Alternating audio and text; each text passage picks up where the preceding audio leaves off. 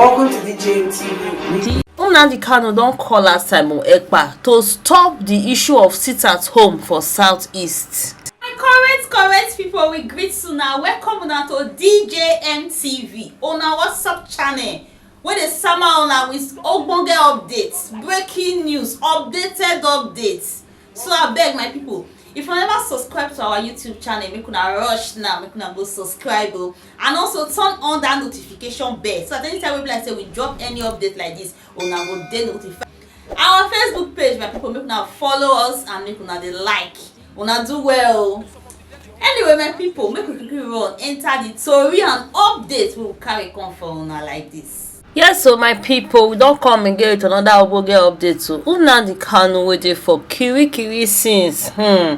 He don't send better message like this through his lawyers to Simon Ekpa and the people of Southeast. Say this issue of sit-at-home make them stop am, make them put am to an end immediately. Say if na because of his release that they make that they call for Monday sit-at-home or any day sit-at-home wey they say they do for Southeast, make them put am to an end. Make not use because of him go crumble the economic system of this Southeast too. He say because people dey suffer, people dey buy. Say he not get hand for inside.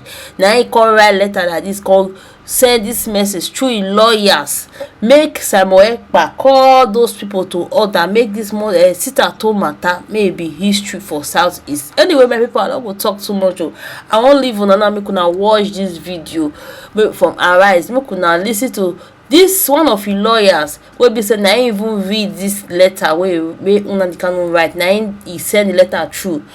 In analysis wey he give for Arise concerning this Nnamdi Kanu message and the Monday sit-at-home and been a weekday sit-at-home wey dey happen for Southeast all this while, make una watch. This is a direct order from me. I hereby instruct you to desist from calling for any sit-at-home henceforth. Equally refrain from antagonizing governors or persons in political positions because you are not in a position to know what they are doing on my behalf. I'm ordering you to make a public announcement to the effect that you are in receipt of a direct order from me to cancel any pending sit-at-home in place at the moment. I embarked on this movement to liberate our people, not to enslave them. I despise and we despise any person or entity that wishes to inflict unnecessary hardship on our people. Anybody still engaging in sit-at-home is not my disciple. This is Nnamdi Kanu speaking to you all through me. Let's now cross live to and we're going to speak to Nnamdi Kanu's lawyer, Aloy Ejimako. Thank you for joining us on Newsnight. Now, let's get something... Thank you. Right. Let's get something really straight here. We need some clarity for the purpose of the viewer. Okay. Those enforcing the sit-at-home order till now, who are they loyal to? Who are they answerable to? Are they answerable to Nnamdi Kanu or answerable to Ekpa? Well, I'll speak on what I know as of counsel. That might be limited knowledge. That might be all you need to know, and our viewers tonight. Nnamdi Kanu is the supreme leader of the indigenous people of Biafra. There are no two supreme leaders, and at this moment, there is no deputy leader. They have other leaders lower down the hierarchy of supreme leader and deputy leader.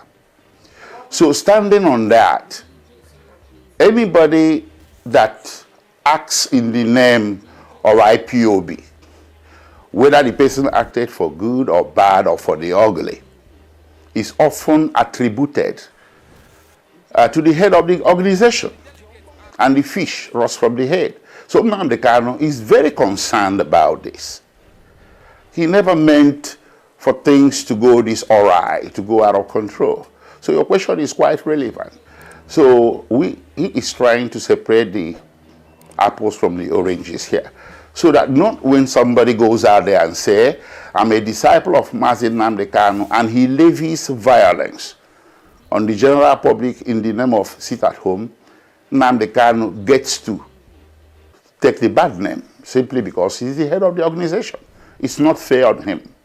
So having considered all this, he needed to provide the clarity you talked about, to separate the apples from the oranges, and the best way he thought he could do that is to end it once and for all, to start from the very beginning and end the process that is causing the issues. And that process or that event or act that is causing all these issues is at home.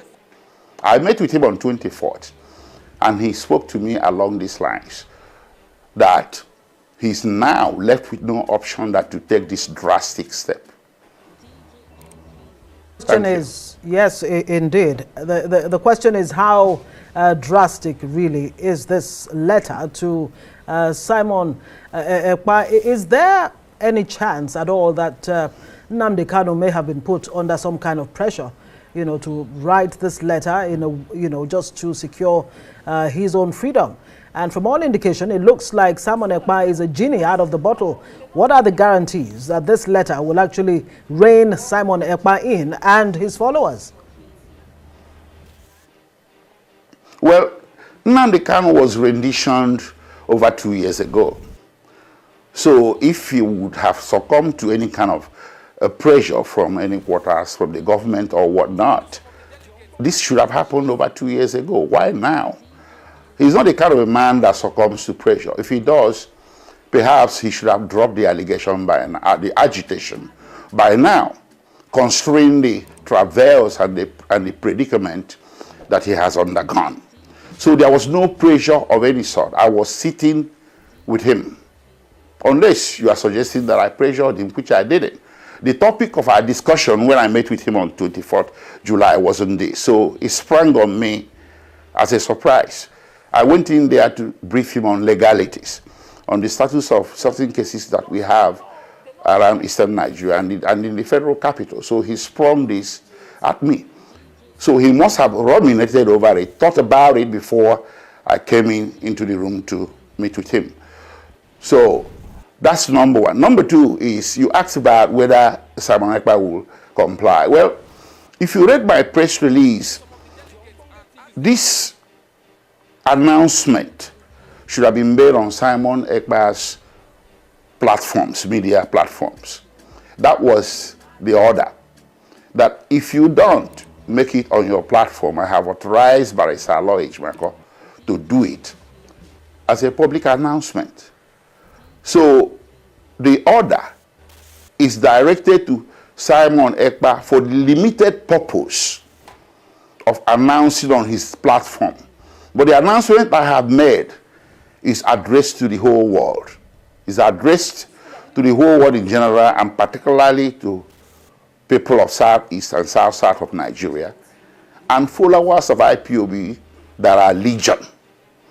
So the question should have been whether these followers of IPOB will comply and obey the instruction or order or directions of their extreme leader. So we shall see that as the days unfold from tomorrow. Okay, we're coming there. If they don't, what happens then? I mean, if Simon Ekpa's followers don't do the bidding of Nnamdi Kanu, at least based on what he said in the letter giving that directive, what happens then? Well, the question you put now, referring to Simon Ekpa's followers, suggests that Simon Ekpa has different followers from Nnamdi Kanu. No, that's a fallacy. Simon Ekpa's followers are Nnamdi Kanu's followers. So anybody following Simon Ekpa is following him because he believes that Ekpa is following Nnamdi Kanu. Ekpa calls himself as a disciple of Nnamdi Kanu, and the memo containing the order, in that very memo, Nnamdi Kanu also used the word disciple. So there is no different followers of Simon Ekpa, different from those following Nnamdi Kanu. So that leaves us at where I was in my previous statement, that this order is directed not to Simon Ekpa. He had a limited role to publish it. He didn't do it. So the responsibility fell on me as of counsel to do so. But the order is beyond him and directed to the general public generally, and of course specifically to members of IPOB that are in the millions. So their leader has spoken, and it is left for them to follow his orders, directions, and instructions without looking to left or right. That is what I think should happen. Isn't Nnamdi Kanu been briefed? Has he been briefed about the Senate's rejection of, the motion to release him from detention? And is there a sense that Southeast governors are doing enough to, get him to be freed, or at least be allowed to go on bail? Well, when I met him on 24th July, that Senate motion you mentioned was still pending. It was, I think, a day after, on 25th or 26th, that the motion did not carry. The motion failed to pass muster. I'm sure through channels of news communication in the detention facility, he must have been aware, not from me, not officially from his lawyers, but once in a while, news does filter into the DSS detention facility. And a man of his stature is a prisoner of conscience, of high standing in the facility. Maybe he is aware by now as we speak, but he has not been made officially aware through any of us, his lawyers. And whether the Southeast governors are doing enough to seek his unconditional release, I think it was implicit in the order he issued, which I published today, that there is a sense in him that the Southeast governors or political leaders are doing something. Because he did say in his own handwriting that people are not in position to know, people who are imposing sit at home or insisting on it are not in position to know what the Southeast leaders are doing for him. When it was read out, when I had my voice being played back, that segment was covered. I spoke about it. And if you are looking at the handwritten notes, you see a reference to Southeast leaders doing something for him, and that people who are not in position, who are not in the know, are antagonizing Southeast leaders, and he does not like it.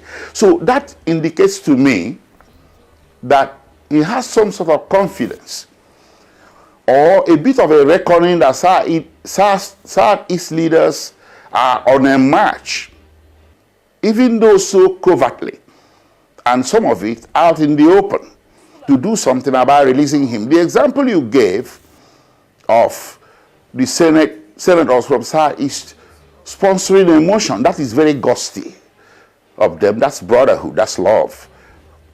That's something in the open. The other day, about 10 days ago, I think the governor of Enugu State, Barrister Peter Mba, did openly urge President Bola Tinubu to release Nnamdi Kanu. And I think he was able to eke out a meeting, a brief meeting with the president. I'm not so sure, but I read something in the news about that. That is one. And the other one prior to that was Governor Charles Soludo. He did also make a public appeal, and he sent a letter to the former president. So, yes. Thank you. Good place. So we do have some evidence. Yeah. Some evidence in the public domain. All right. That's how he did it. Yes, so my people, on the updates where we carry come from like this be this, so how una say my people, make una drop una comment and make una no forget to like and share. DJ